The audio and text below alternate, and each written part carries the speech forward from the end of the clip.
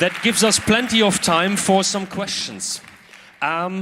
People are lining up on the microphones already, so we start with microphone number 2, please. Hi, thank you for this amazing talk. That's really great. Just one question though, wouldn't that be a problem for a double-blind study? A person can surely tell if they're experiencing psychedelic effects. That is a problem, yes, but this is the way the authorities request a study to be done. And interestingly enough, there have been cases where people couldn't tell. People thought they were either on a small dosage or on the thought they were on the high dosage, even though were on an inactive placebo. Right. So the self-suggestive capabilities of people should not be underestimated either. Okay, then we're going to jump over to number 6. Thank you very much for the talk. I would like to hear your opinion on the fact that, like in the last 150 years, most drug agents were discovered in Germany, and meanwhile we have the pity of scientifically Germany lying in Arizona. Right. Germany has 2 points that historically hold us back. One is the forced human trials during the Nazi era, where substances, techniques were tested on concentration camp prisoners, and we have the Contergan scandal that harmed so many people and led to, in all of the world, the stricter rules we have now. That's 2 reasons why Germany is so reluctant to expose itself in this kind of process. But still, it is a pity, and I think it is about time that the German, not only government, but also the scientific establishment get to understand that they lose out, and they're trailing behind a development that has started and will continue. And now we have a question from the internet, I hear.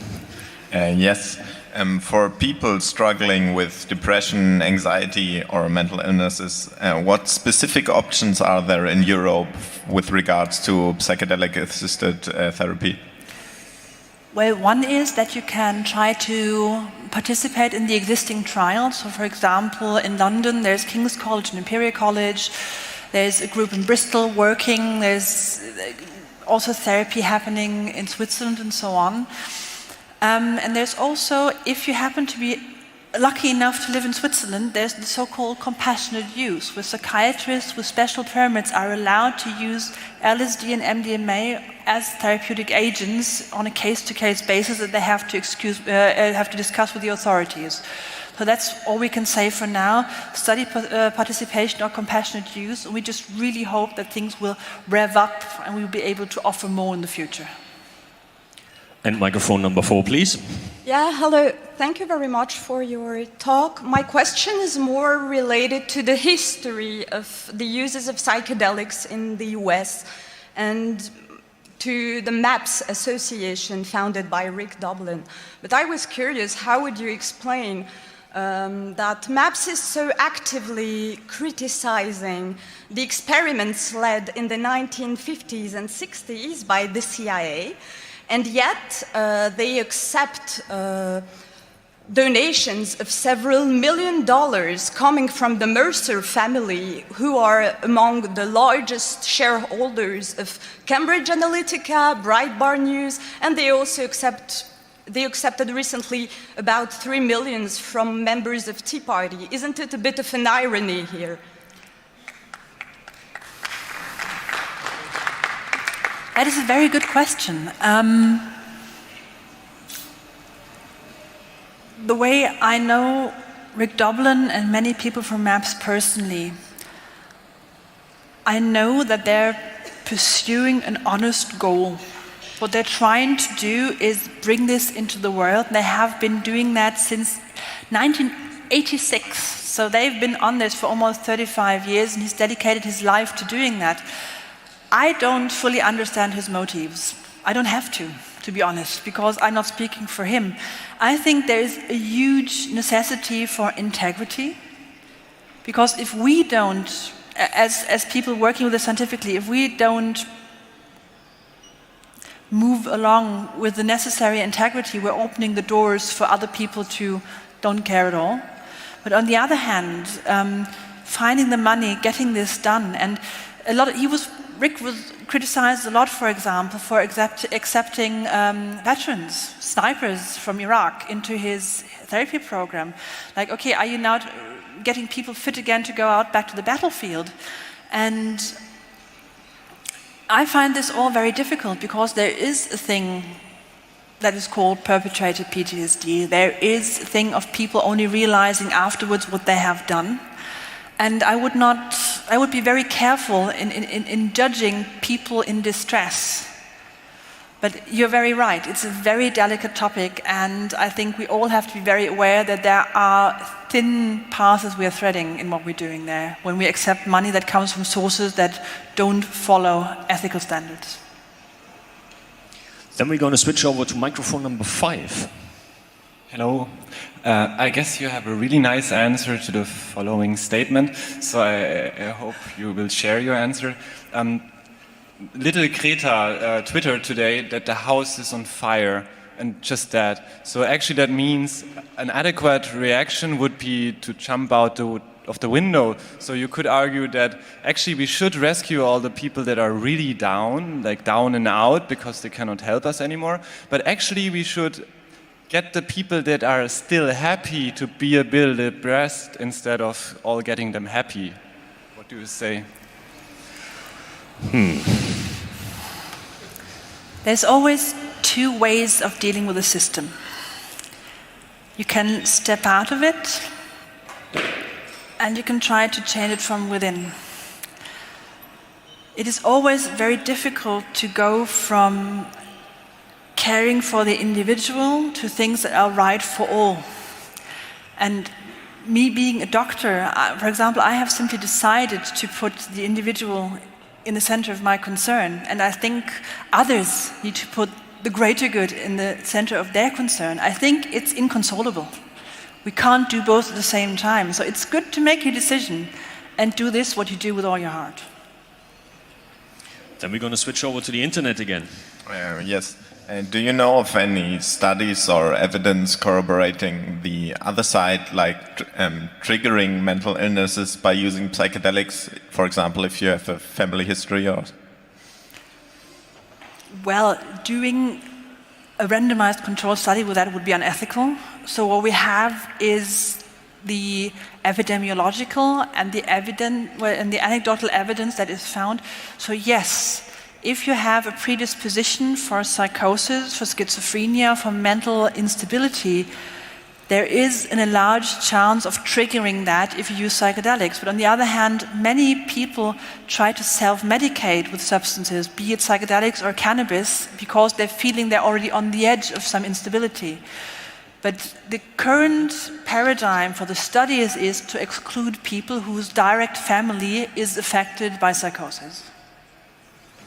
Number 2 just disappeared, so we're going to go straight over to 4. I would like to ask you whether you changed your mind about anything related to psychedelics in the last few years, or if you have seen something in research that really surprised you.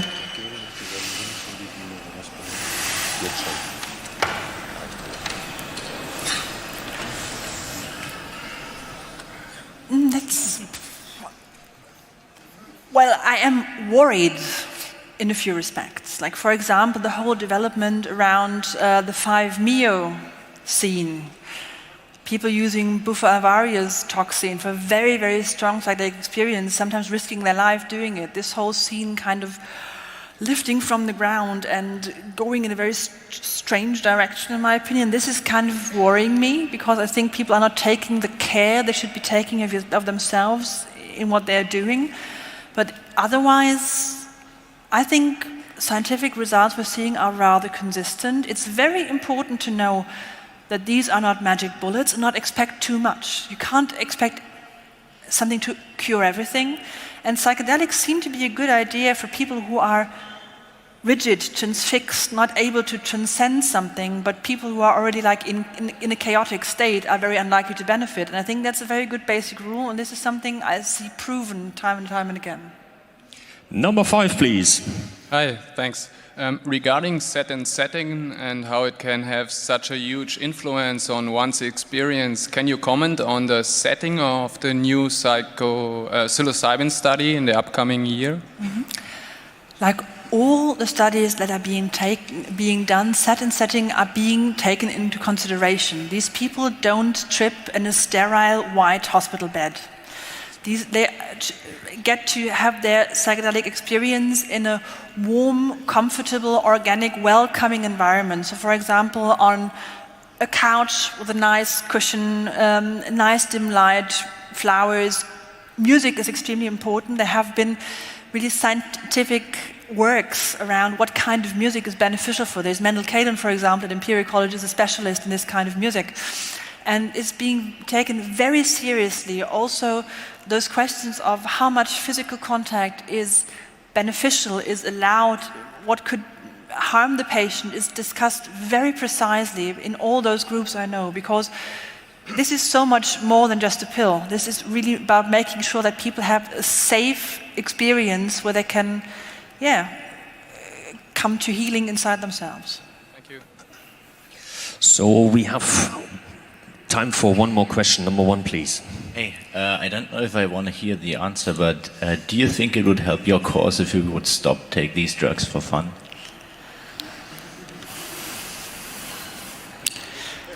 My answer to this is the following. Imagine there was a food thing, something that tasted nice. Let's say chocolate. And there were people who could only survive if they got chocolate.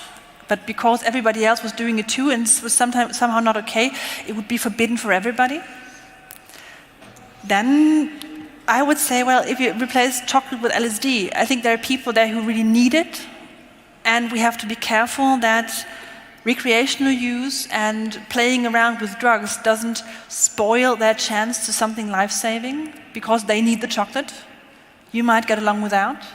But it's something we have to take into consideration. This doesn't mean it's wrong to have psychedelic experience for your own benefit, for your own betterment, for your own fun. But just keep in mind, if you're hindering with your wanting to have a good time, that somebody who gets a life-saving therapy perhaps, then this is an ethical problem we are facing. Andrea, thank you so much. Very That's welcome. your applause.